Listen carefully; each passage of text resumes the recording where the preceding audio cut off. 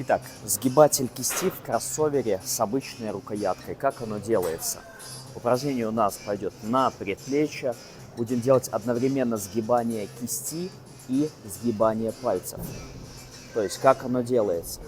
Берем рукояточку, отшагиваем немножко, локоть прижимаем к корпусу.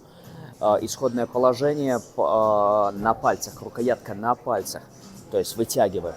И отсюда движение идет со сгибания пальцев. Сначала идет сгибание пальцев, затем идет сгибание кисти.